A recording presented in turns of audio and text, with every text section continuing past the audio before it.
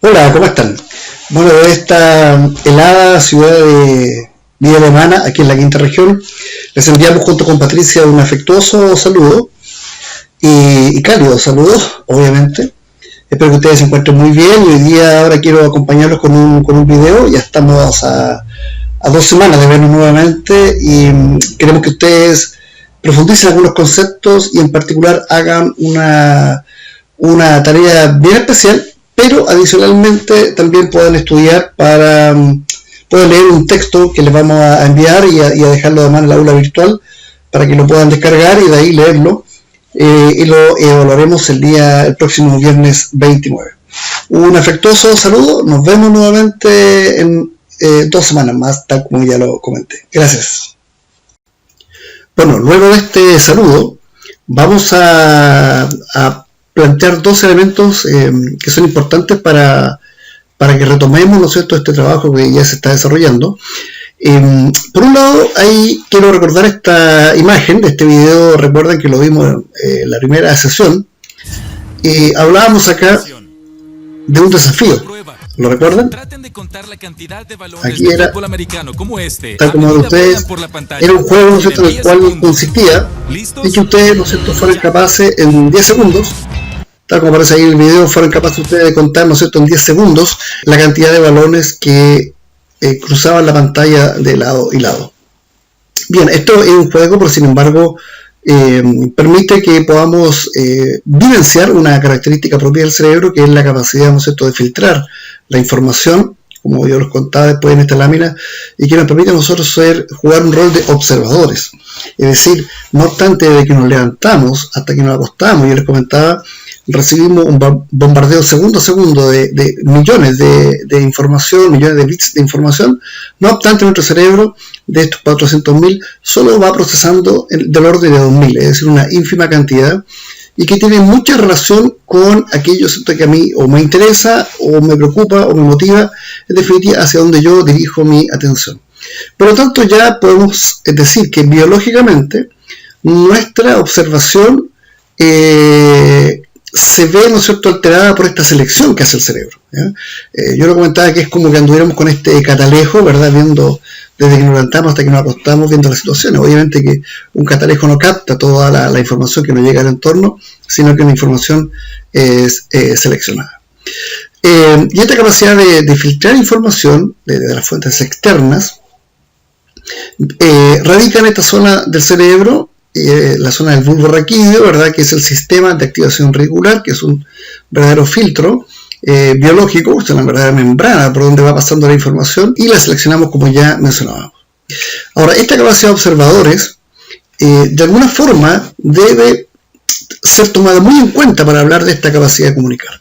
Nosotros, ¿verdad?, el rol de un educador hoy día es entender, aceptar, sobre todo, que tenemos, ¿cierto?, hoy en día comunicaciones verbales y no verbales.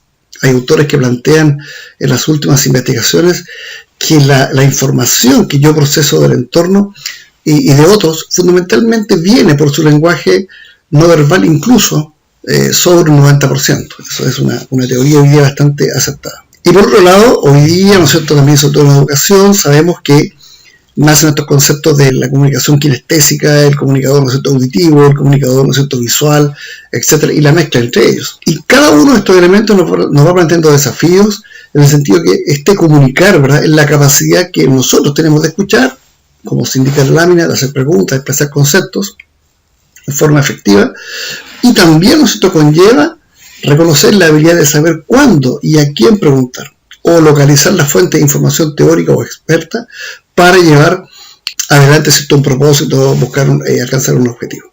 De manera que ya podemos empezar a ver que nuestra capacidad de comunicar, primero, ¿cierto?, está siendo filtrada y alterada por la información que nosotros procesamos del entorno, y además, ¿cierto?, por nuestra capacidad o nuestros canales de comunicación que son preferentes. Es importante esto tener para un relator, para un profesor, para un formador, esta capacidad que tenemos de comunicar, y que sobre todo cuando yo quiero o estoy trabajando con otros, darme cuenta de cuál es ¿no es cierto?, la forma en que yo proceso información, algo que vamos a llamar, ¿no es cierto?, también como resultado de la dominancia cerebral, es que yo voy procesando cierta información o le voy dando un valor distinto.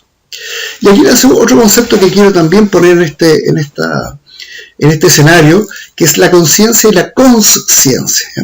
Vamos a entender como conciencia la capacidad para poder definir cierto bien los dos elementos, porque lo vamos a recurrir ahora, porque ahora los vamos a utilizar. La conciencia es la capacidad que tenemos nosotros los seres humanos, ¿cierto? Por un lado, para distinguir el bien del mal, es como tomar conciencia de lo que estás haciendo, por ejemplo, y otra cosa es el conocimiento crítico y reflexivo de la realidad, es decir, la información que me llega al entorno y soy capaz de procesar. Eso sería conciencia. No obstante, hoy día lo que vamos a trabajar en este pequeño video es motivar a ustedes a la consciencia, es decir, la capacidad de nosotros como seres humanos de vernos y reconocernos, ¿ya? De juzgarnos, ¿cierto?, sobre esa visión y ese reconocimiento que vamos a hacer nosotros mismos. Porque es interesante, porque si yo quiero realmente hacer una transformación en mi labor educadora, es importante que yo haga una actividad de conciencia, es decir, de verme, de reconocerme. Ahora, hay muchas herramientas para hacerlo, sin duda que así lo es, pero ahora vamos a ocupar uno, y que es, ¿no es cierto?, nos vamos a entrar en esta conciencia para realizar esta capacidad de observadores. Es fundamental para un educador, para un formador, entender esta capacidad, este rol que nosotros jugamos permanentemente de observadores. Ahí ven, ¿cierto?, un señor de un 6, el otro de otro punto de vista de un 9. Yo cuando esto se lo mostré a uno de mis hijos, me dijo, eso es un candado que está roto. Es decir, una misma imagen, un mismo símbolo puede ser interpretado de distintas maneras, y una habilidad de un formador es estar atento a ese juego que se nos va produciendo permanentemente en la comunicación. ¿Cómo lo vamos a hacer hoy día?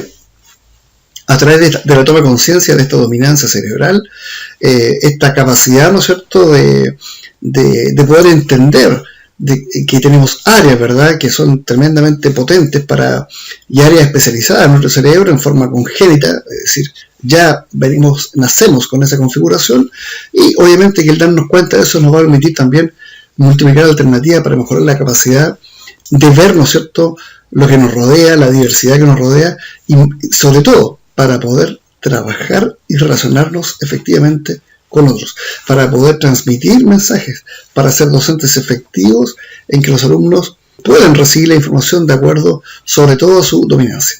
Pero vamos por parte. La primera etapa es reconocer este concepto, ¿cierto?, del test Benziger, que lo que postula es que tenemos y poseemos dominancias cerebrales. Esto significa áreas de nuestra corteza que son más eficientes, ¿cierto?, de trabajar por sobre otras. Y aquí, resumo que ya lo hemos conversado, ¿cierto?, aparecen los frontales, tanto derecho como izquierdo, y aparecen las zonas basales de esta corteza, derecha e izquierda.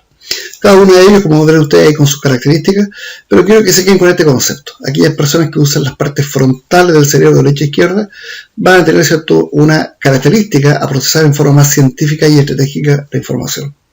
Aquellas personas que utilizan más el hemisferio izquierdo van a tener la capacidad, ¿no es cierto?, van a ser definidos por una habilidad más bien técnica, ¿no? Y aquellas personas que utilicen más su hemisferio derecho van a ser consideradas más del área más teatral, más holístico, más creativo, ¿no es cierto?, tal vez un poquito incluso histriónico. Y en las zonas basales del cerebro son las personas que son prácticas, es decir, ojo que ya vayamos teniendo en cuenta cómo qué arrojó, ¿no es cierto?, qué resultados arrojó nuestro test de dominancia cerebral. Entonces, vamos a partir primero con nosotros, darnos cuenta qué somos, dónde, ¿cierto?, tenemos nuestra dominancia, donde tenemos, ¿no es cierto?, estas desarrolladas cierta conectividad neuronal que nos facilita tener ciertos talentos, ciertas habilidades, ¿no es cierto?, por sobre otras personas. Entonces, ¿qué vamos a hacer? Yo les voy a pedir que nuevamente vuelvan a revisar el test. Si sienten que lo contestaron bien, que en el ejercicio que hicimos la semana pasada, en la sesión pasada, ustedes quedaron satisfechos con ese resultado, ok. Si tienen dudas, tomen la tranquilidad. Yo les recomiendo háganlo con otra persona, con alguien que los conozca bastante bien, para que en conjunto vayan haciéndolo y logren un apoyo desde el punto de vista externo. Entonces, primero, repiten ese test, y segundo, recuerden que trabajamos nosotros también ahí en este taller 3 elementos que estaban en una hoja Word que a ustedes, ¿no es cierto?, les fue entregada, ¿ok? Y que son estas, que son, ¿cierto?, las características. Por un lado, ese documento Word que ustedes recibieron hablaba de estos 3 conceptos. Las características, de acuerdo al cuadrante de cada docente, características como docente, características como alumno. Segundo, hablábamos, ¿no es cierto?, cómo tiendo a evaluar, ¿no es cierto?, aquí se indica en el lado derecho de la imagen, los modos en que yo evalúo, ¿no es cierto?, y los tipos de aprendizaje que se va desarrollando por parte de quienes tienen dominancia en este cortical. ¿Ok? Y por último, las ventajas y desventajas de los tipos de pedagogía. Entonces, ¿qué es lo que voy a proponerles ahora en este video? Que contesten el documento que va adjunto, que es un documento Word que tiene algunas preguntas. Ustedes ese trabajo van a tener que contestarlo y enviarlo al correo que se indica ahí en pantalla, patricia.fuentes@neurocienciaaplicada.cl. Perfecto. El plazo es el próximo lunes 25 de junio de 2018 hasta las 21 horas. La idea entonces es, luego de este video, repasen si realmente el test que ustedes hicieron se sienten representados. Es muy importante que lo hagan. Segundo, que una vez que ya lo hayan hecho, repasen nuevamente, me voy a ver aquí en la imagen, el texto que ustedes les entregó la semana pasada y hagan el análisis que está acá, hagan una lectura y van a contestar, ¿no es cierto?, un cuestionario adjunto a este video con esa información. Adicionalmente, le vamos a enviar para su estudio individual, que también está ya en el aula virtual, un texto muy breve pero ese va a servir para la próxima sesión. Por lo tanto, les pido que léanlo, subrayenlo, traten de dominarlo y nuevamente vamos a hacer una nueva evaluación, probablemente Kahoot u otra similar, para verificar los contenidos de eso.